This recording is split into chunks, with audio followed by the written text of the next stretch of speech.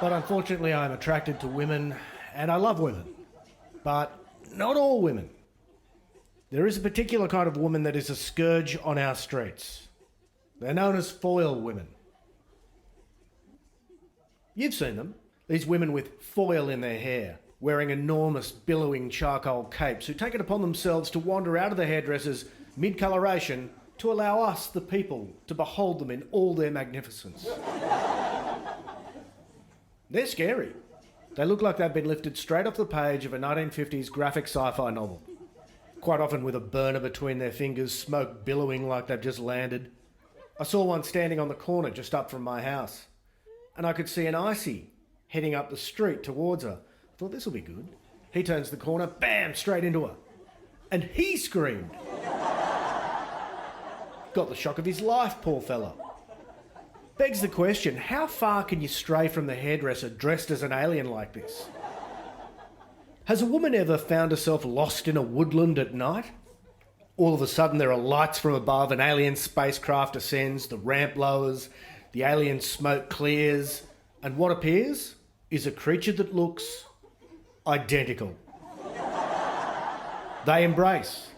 Now, naturally, the aliens possess vastly superior technology and can dominate all of humanity on a whim, but instead of wiping us out immediately, they begin bonding with all the foil women who, in the chaos of multiple alien spacecraft landings, have found themselves stranded outside hairdressers wearing enormous black capes with foil in their hair, who the aliens now see as their kin.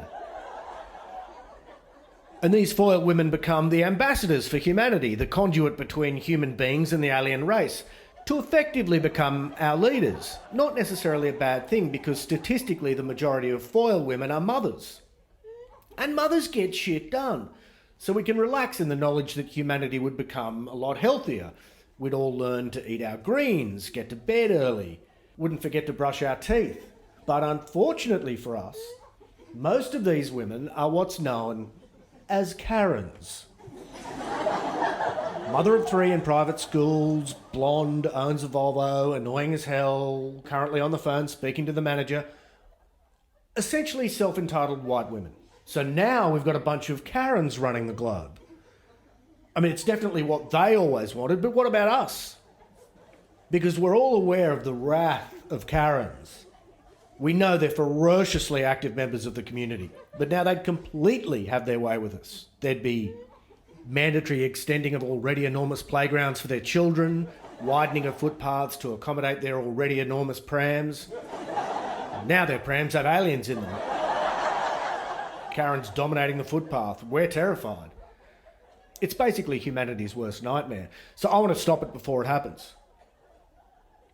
I want the council to remove these eyesores from our streets. I mean, honestly, I'd rather look at an upturned bin.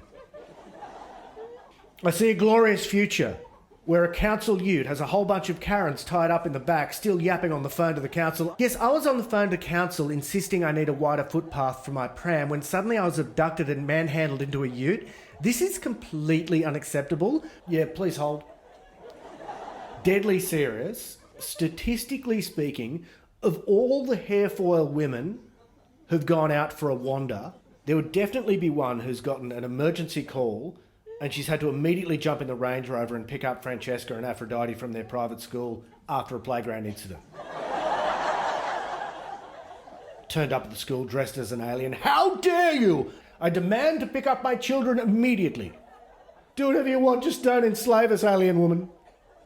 I mean, what other procedure do you leave halfway through? I've never had my teeth whitened, but I understand the process. You have to wear a mouthguard full of gel for what, half an hour? What do? You sit there and let it work its magic. How many people do you see wandering out of the dentist with a big mouthguard talking on the phone? Having said that, a mouthguard full of gel is not going to stop Karen from wandering up the road to call her mother's group to organise a hate rally against a local cafe that politely asked her to not get a boob out to feed Roman while everyone else is eating. No siree.